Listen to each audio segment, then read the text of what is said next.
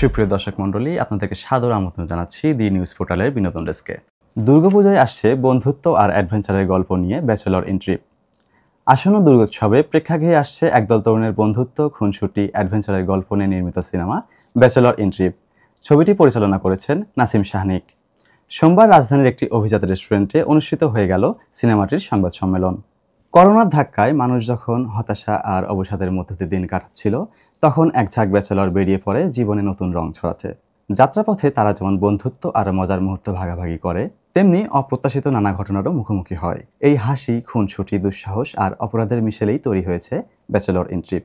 পরিচালক নাসিম শাহনিক বলেন, এই সিনেমাটি দর্শকদের আনন্দ, আবেগ আর উত্তেজনার ভিতর দিয়ে এক ভিন্ন জগতে নিয়ে যাবে। দারুণ একটি চলচ্চিত্র। এখানে পরিবার নিয়ে দেখার মতো একটি চলচ্চিত্র, বন্ধু বান্ধব নিয়ে দেখার মতো একটি চলচ্চিত্র, রক্তপাতবিহীন চলচ্চিত্র।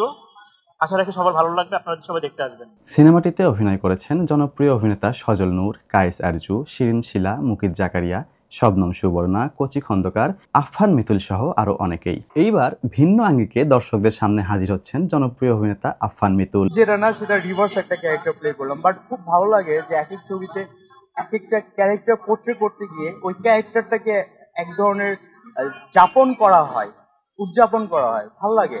অভিনেত্রী লাবণী লাকি এই সিনেমার মাধ্যমে বড় পর্দায় আত্মপ্রকাশ করতে যাচ্ছেন। তিনি বলেন, প্রথম সিনেমা হলেও ক্যামেরার সামনে দারুণ স্বাচ্ছন্দ্যে কাজ করছি।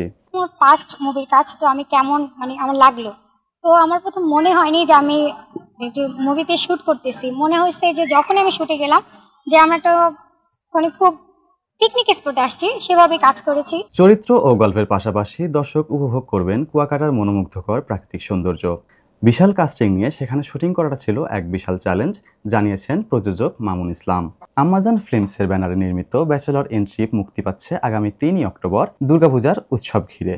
নির্মাতা ও অভিনয় শিল্পীদের বিশ্বাস, প্রেক্ষাগৃহে এই সিনেমার দর্শকদের হৃদয়ে নতুন করে প্রাণ সঞ্চার করবে এবং ফিরিয়ে দেবে একটা সতেজ অনুভূতি। মুমিনুল ইসলাম, বিনোদন ডেস্ক, দি নিউজ পোর্টাল।